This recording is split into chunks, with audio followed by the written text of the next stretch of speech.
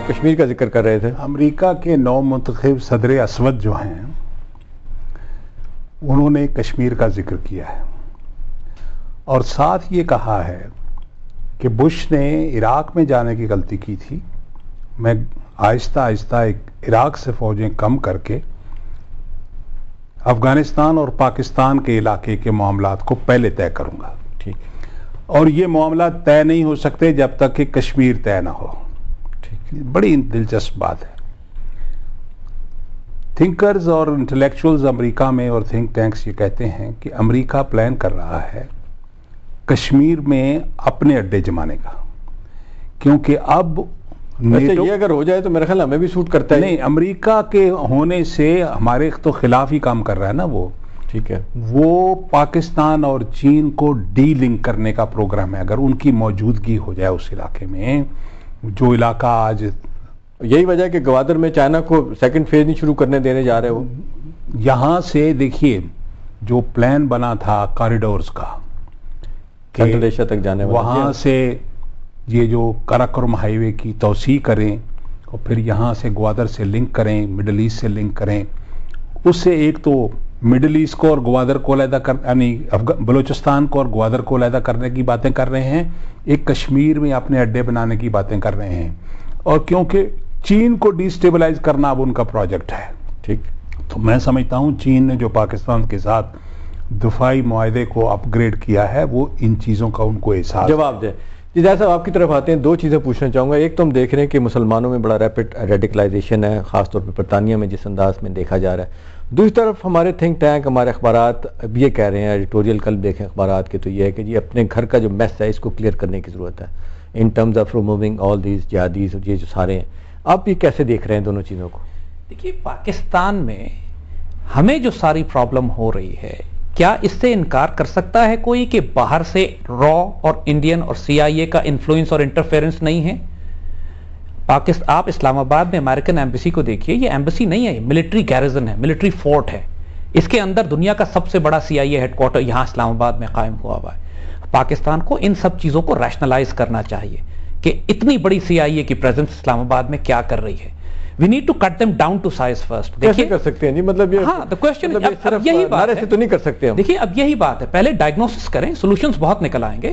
Diagnosis یہ ہے کہ آپ انڈین انفلوئنس پاکستان میں کم کیجئے، جس کے لیے ظاہر ہے ان کی پینیٹریشن ہمارے سندھ میں بھی ہے اور ان کی پینیٹریشن ہمارے ٹرائبل ایریاز اور بلوچستان میں ہے. یہ ہمارے ویک ایریاز ہیں جہاں پہ یہ زیادہ پینیٹریٹ کر رہے ہیں. اور ایک ایگریسو فورن پالیسی اور انٹرنل سیکیورٹی پالیسی کی ہمیں ضرورت ہے. چیزیں مینج کی جا سکتی ہیں، اس طرح مینج نہیں کی جا سکتی جس طرح اس وقت اسلام آباد میں حکومت چلائی جا رہی ہے، جہاں پہ انیکشن ہے اور پسپائی ہے اور ٹو بی آنےسٹ پاکستان کی ڈگنیٹی اور آنر کا آکشن ہے، نیلام کیا جا رہا ہے.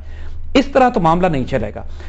لیکن اگر یہ حکومت، ابھی پارلیمنٹ کا اجلاس جاری ہے، اگر یہ کوئی جینوئنلی سیریس فیصلے کرتے ہیں اس کے اندر، جو وچ آئی ڈونٹ تھنک یہ نہیں کر پائیں گے، اس لیے کہ ان کا مینڈیٹ ہی نہیں ہے. ان کا مینڈیٹ یہ ہے کہ کوئی فیصلہ نہ ہونے. جن کا مینڈیٹ ہے آپ کے خیال میں وہ کچھ کریں گے؟ مینڈیٹ اس وقت پولیٹیکل پارٹیز خاموش ہیں. فار سم ریزن جتنی بھی اپوزیشن پارٹیز ہیں وہ اس وقت نہ تو قوم کے ساتھ، قوم کے مزاج کے ساتھ چلنا چاہ رہی ہیں، نہ حکومت کا ساتھ دے رہی ہیں. حکومت کو پوری کھلی چھٹی ہے کہ جو یہ چاہتی ہے کرتی ہے، اور اس کے فیصلہ کرنے والے بھی سارے ان الیکٹڈ لوگ ہیں. یعنی جو لوگ اس وقت نیشنل سیکیورٹی ایڈوائزر ہوں، چاہے پاکستانی ایمبیسڈر ٹو امریکہ ہوں، چاہے چاہے فائنانس کے ہمارے ایڈوائزر ہوں یا انٹیریئر کے ایڈوائزر ہوں، یہ سارے ان الیکٹڈ لوگ ہیں. برطانیہ میں سفیر ہوں، ان میں کوئی آدمی بھی قوم کے آگے جواب دہ نہیں ہے. کوئی آدمی ایسا نہیں ہے جس کی آپ اکاؤنٹیبلٹی کر سکیں، اور سب کے ایسٹس ملک سے باہر ہیں، لہذا ان کا کوئی سٹیک نہیں ہے یہاں پہ. لہٰذا یہ تو سب سے انتہائی خطرناک سچویشن بلڈ ہو چکی ہے اس وقت کہ اگر اس وقت اس حکومت نے ہوش کے ناخن نہیں لیے تو مجھے لگ رہا ہے کہ شاید یہ فورس کریں لوگوں کو سڑک پہ آنے کی، اور لوگ فورس کریں فوج کو یا دوسرے سیاسی تحریکوں کو ان کے خلاف کوئی سول ڈس اوبیڈینس موومنٹ شروع ہو جائے، یا پھر فوج براہ راست ایک داخل ہو کے سول ڈس اوبیڈینس موومنٹ کے نتیجے میں فوج آ کے دوبارہ سے تختہ الٹ دے. سچویشن اب بہت کریٹیکل ہو گئی ہے داخلی طور پر. ایک لمحے داخلی طور پہ اگر سچویشن سٹیبل ہوتی ہے تو انڈینز اور امریکنز کو ہینڈل کرنا بچوں والی بات ہے. We can handle it. We got friends in the neighborhood. ہم ان سے رابطہ تو کریں نا. ایس سی او کا بلاک ہے، روس ہم سے تعاون کرنا چاہتا ہے لیکن روس کی طرف ہم ہاتھ نہیں بڑھا رہے ہیں. چائنا تیار بیٹھا ہے ہماری مدد کرنے. جیسے ذکی صاحب نے کہا کسی صورت میں چائنا ہمیں کمپرومائز کر ہی نہیں سکتا ہمارے ساتھ. چائنا کے ساتھ دوستی ہے ہماری سیکیورٹی کمپرومائز نہیں کرے گا. چائنا ایران تیار ہے، ایران تیار ہے.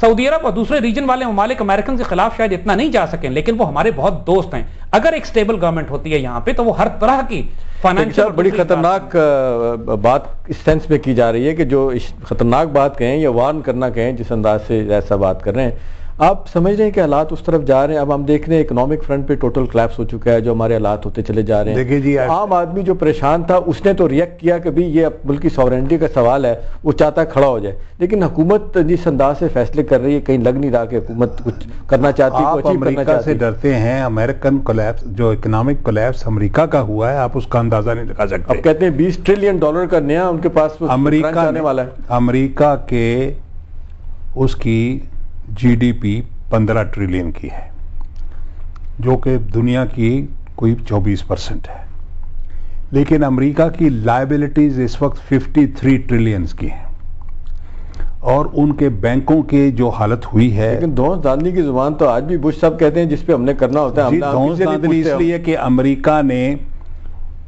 711 بلین کا ڈیفنس بجٹ رکھا ہوا ہے، 711 بلین کا. اگلے جو اس سے نیکسٹ 7 ملک ہیں، جس میں چین، روس، انگلستان، جرمنی، فرانس، جاپان، ان سب کا ملا کر وہ ان امریکہ کے ڈیفنس ایکسپینڈیچر سے تقریباً نصف بنتا ہے، ان 6-7 کا ملا کر. ٹھیک. تو اس لیے وہ بالکل گنڈا گردی کی پالیسی ہے کہ طاقت، لیکن وہ طاقت بھی اب کولیپس کر رہی ہے. روس نے جو جارجیا میں کیا ہے وہ امریکہ کو پروب کرنے کے لیے، دکھانے کے لیے کیا ہے کہ تم اب وہ بات نہیں رہے جو ہمیں روک سکو. یوکرین نے تو سارا اپنا نیوکلیر عرصہ امریکن کو دے دیا. تو دوسری چیز یہ ہے کہ جو یوکرین میں اور جارجیا میں اور کرگیزا میں انہوں نے تبدیلیاں لائی تھی روس کے دوستوں کو ہٹانے کی، وہ ریورس ہونے جا رہی ہیں. ٹھیک.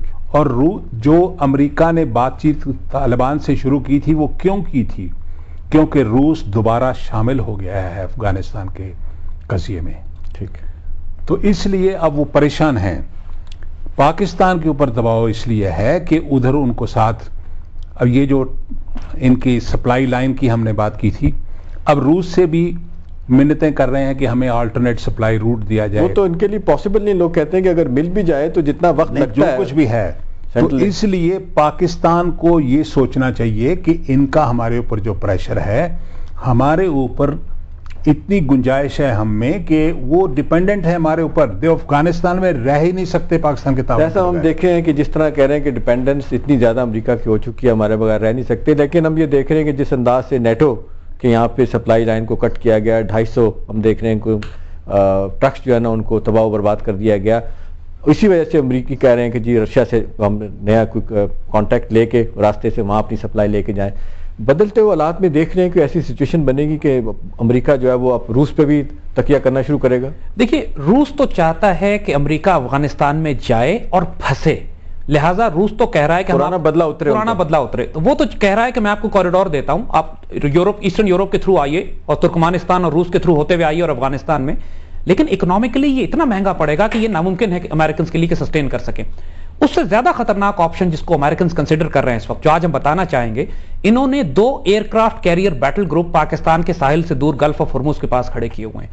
جب ایران کے خلاف کوئی جنگ نہیں ہو رہی ہے، جب ضرورت نہیں ہے یہاں پہ 2 aircraft nuclear based aircraft carrier battle groups کی، ان کا مقصد ہے بلوچستان میں ایک انفیبیس لینڈنگ کر کے بلوچستان سے کوریڈور کاٹ لیا جائے، جو بہت چھوٹا پڑے گا ان کو افغانستان میں داخل ہونے کا. ایک خطرناک آپشن ان کا یہ بھی ہے کہ پاکستان میں کیونکہ پاکستان کے لیے ممکن نہیں ہوگا کنونشنل فورسز کے ساتھ بلوچستان کے اتنے بڑے علاقے میں سے ایک چھوٹے سے کوریڈور کو بچانا. ہماری فورسز وہاں تھنلی سپریڈ آؤٹ ہیں. بلوچستان 42% آف پاکستان ہے، لیکن 4% آبادی ہے وہاں پر، اور بڑے بڑے ڈیزرٹس ہیں، اور ہمارے پاس یہ وسائل نہیں ہے کہ اگر 2 American battle groups seriously decide کرتے ہیں کہ پھر ہمیں کیا کرنا ہوگا. جی ناظرین، آپ نے گفتگو سنی، ہمارے پارٹیسپینٹ وارن کرنے ہیں، بتا رہے ہیں اپنے تجربے کی روشنی میں کہ ہماری حکومت کو کیا کرنا چاہیے. چائنا کی بات ہو رہی ہے، چائنا ایران کی بات ہو رہی ہے کہ ان کے پاس جایا جائے. جس انداز سے گھیرا تنگ کیا جا رہا ہے ہندوستان کی طرف سے، امریکہ کی طرف سے، اور اب روس کو بھی شامل کیا جا رہا ہے، وقت آ گیا ہے کہ ہم اپنے آپشن کلیئرلی ہم وے کریں کہ ہمیں کس طرف جانا ہے. بہت شکریہ ادا کرتے ہیں اکرم ذکی صاحب کا، شاہد حامد صاحب کا. ناظرین، پروگرام کا وقت ختم ہوتا ہے، اجازت چاہتا ہوں. اللہ حافظ.